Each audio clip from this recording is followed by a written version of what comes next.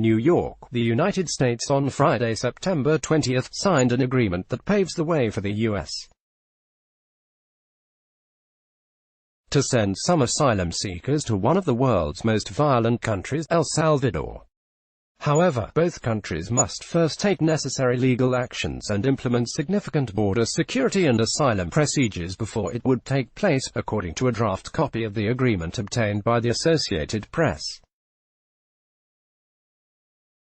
The deal is the latest ambitious step taken by the Trump administration to lean on other nations, many of them notoriously violent, to take in immigrants to stop the flow of migrants to the U.S.-Mexico border.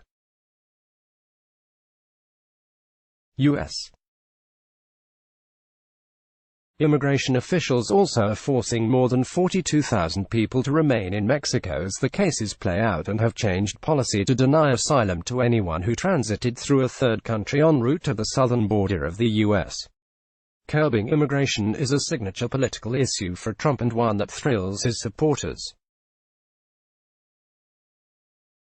However, the United States is also managing a crush of migrants at the border that has strained the system. Acting Homeland Security Secretary Kevin McClennan and El Salvador's Foreign Minister Alexandra Hilton signed the Cooperative Asylum Agreement in a live-streamed press conference on Friday. Acting Secretary of Homeland Security Kevin McClennan, right with Alexandra Hill, left Minister of Foreign Affairs for El Salvador, during a news conference at the U.S. Customs and Border Protection headquarters in Washington, Friday, Sept.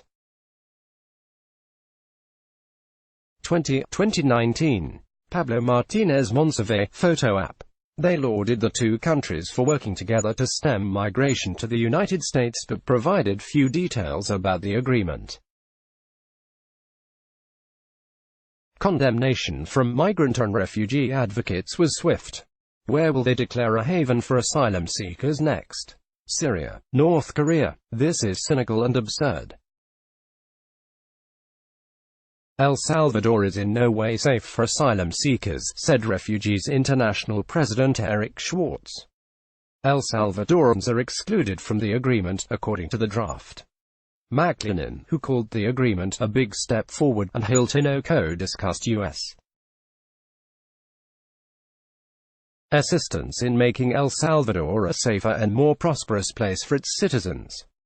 Hilton talked about ending gang violence. I mean, those individuals threaten people, those individuals kill people, those individuals request for the poorest and most vulnerable population to pay just to cross the street, she said, adding that her country needs more investment from the United States and other nations. The agreement, first reported by the Associated Press, could lead to migrants from third countries obtaining refuge in El Salvador if they pass through that country on their way to the United States, Hilton said in an interview with the Associated Press. But she said most migrants who travel north don't pass through El Salvador, which is on the western edge of Central America and is much smaller geographically than its neighbor to the east, Honduras. She told the Associated Press the details would need to be hammered out, including border security, asylum procedures, and potential aid from the United States. She said the agreement is a starting point, and they're expected negotiations on possible aid to continue. It has to be a real partnership, she said, which means the United States would have to give something. The country's new president, Nayib Bukele, has made clear he wishes to be an ally to the United States, Hilton said. It is a complete 180 in terms of foreign policy, she said. McClennan said the agreement advanced El Salvador's commitment to developing an asylum framework, with help from the UN High Commissioner for Refugees. This will build on the good work we have accomplished already with El Salvador's neighbor, Guatemala, in building protection capacity to try to further our efforts to provide opportunities to seek protection for political, racial, religious or social group persecution as close as possible to the origin of individuals that need it, he said. Guatemala officials are still working on how to implement a safe third country agreement with the United States signed earlier this summer.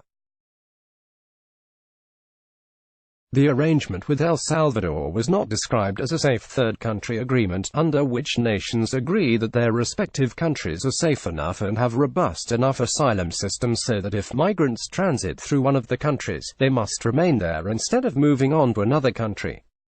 The United States officially has only one such agreement in place, with Canada. The Trump administration this year threatened to withhold all federal assistance to El Salvador, Guatemala, and Honduras unless they did more to end the migrant crisis. The move was met by stiff resistance in Congress, as experts had said the cuts would likely only exacerbate the number of migrants seeking to make the hazardous journey to the United States because of a further lack of resources. On September 19, the United States announced a plan to promote economic development in Mexico, Guatemala, Honduras, and El Salvador, as long as fewer migrants end up at the U.S. Mauricio Claver-Claron, the National Security Advisor in charge of Latin America, said U.S. investment would occur soon, but it was contingent on a continued reduction in the number of migrants. He didn't specify how much Washington plans to give to promote economic growth in those countries. In June, the State Department announced that the Trump administration was reversing some of the cuts but would not approve future aid to those nations. The State Department said then that some $370 million from the 2018 budget would not be spent and instead will move to other projects. El Salvador is plagued by gangs and is among the world's deadliest countries, with one of the highest homicide rates on the globe. According to a 2018 State Department report, human rights issues included allegations of unlawful killings of suspected gang members and others by security forces, forced disappearances by military personnel, torture by security forces, harsh and life-threatening prison conditions, arbitrary arrest and detention, lack of government respect for judicial independence. Let's block ads. Why?